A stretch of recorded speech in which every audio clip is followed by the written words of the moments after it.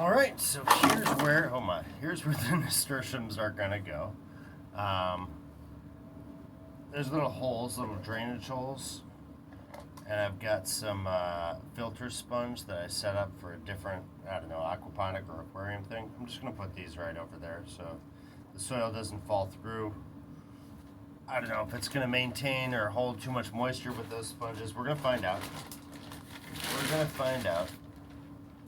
And I'm gonna reuse, reduce, recycle. This one's reused. This is just a Folgers coffee canister with a nice handle there.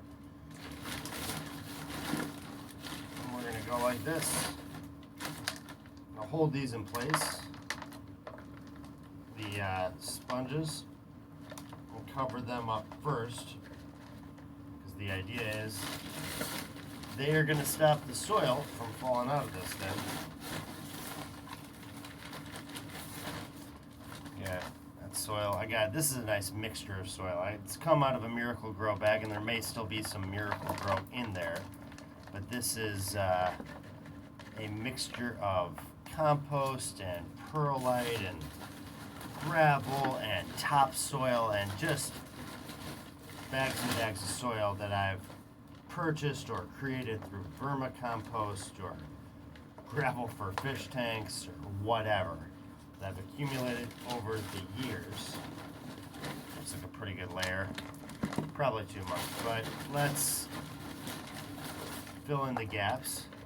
Because remember, the whole reason I did that in the first place was to make sure the sponges didn't move. And I am anticipating that backfiring because now I'm going to smooth everything out. Hopefully I'm not moving the sponges. I guess don't get too deep, right?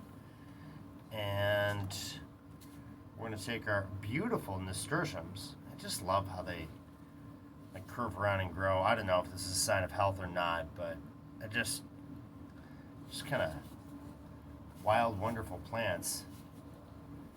Just squeeze it around, empty them out.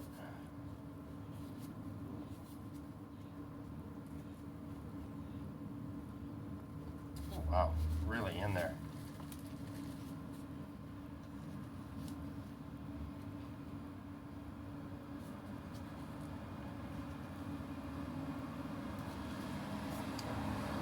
I feel like I probably damaged the roots too much on that. We'll see. Yeah, that's probably unfortunate. But I mean, as I like to say, they're plants. Like, they've got one job. They're gonna grow. They're gonna do that one job. I think it says plant these like a foot apart from one another. They're not gonna be a foot apart from one another. I'm telling you that right now.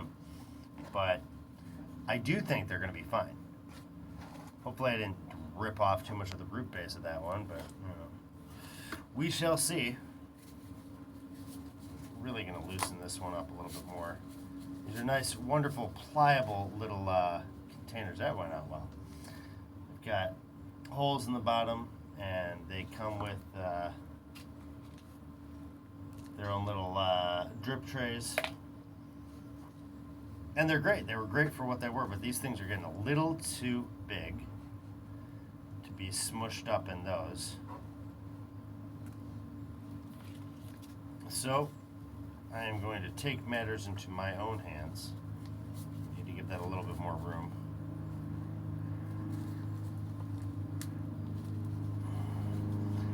Still got another, what is it? 1, 2, 3, 4, 5, 6, 7.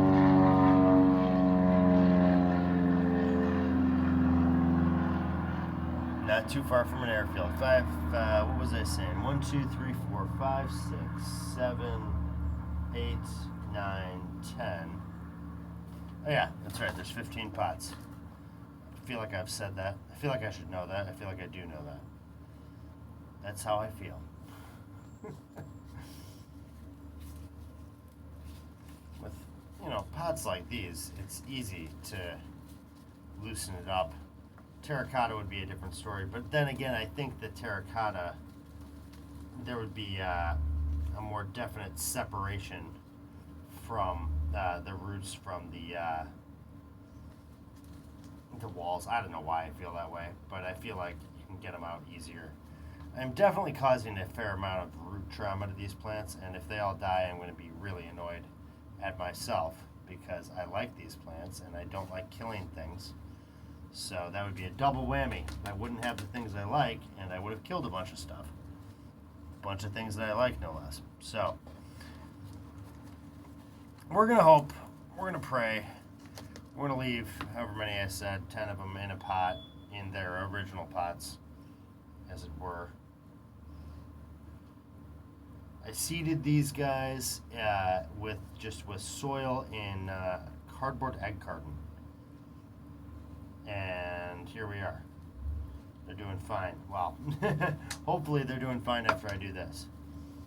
Same with the caladium. I'm gonna take a closer look at that, and I kind of wish I had filmed it, but you're gonna look at the pot that these guys were residing in, the caladium that is, and you can see the pot that these guys were in. Very small little pots. And I think they'll have a little bit more room to grow and be healthier in this setup if I don't kill them first. Which again is a definite possibility. I didn't mean to save this guy for last, but he is really pretty robust. Got really good root structure. In fact, just because of that, I probably should have done this with all of them. Thinking about how I see people gardening, because I obviously don't know what I'm doing. Just gonna plant his, not really break it up too much.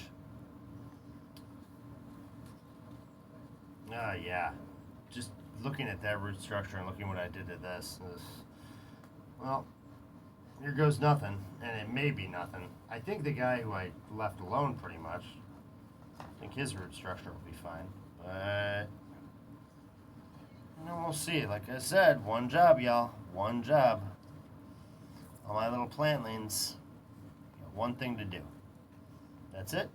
That's all. Just live. Just live and grow, and hopefully that will be good. So these guys don't have a lot of nutrient demands from what I can tell. Somebody's gonna please tell me that I'm wrong. Please. Not doing this video as a purely instructional video so much as I'm doing it as this is what I'm doing. What do you think? So right now I'm just sort of packing down the soil so they can get in there. Hi. I have very nice neighbors, and one of them said hello. So just packing this guy down. And you know what? I may come back and do some composting. Just a little bit of composting, although I don't know that it's really necessary with these bad boys. Yeah, I'm going to throw some vermicompost on here. Hope this is turning out well.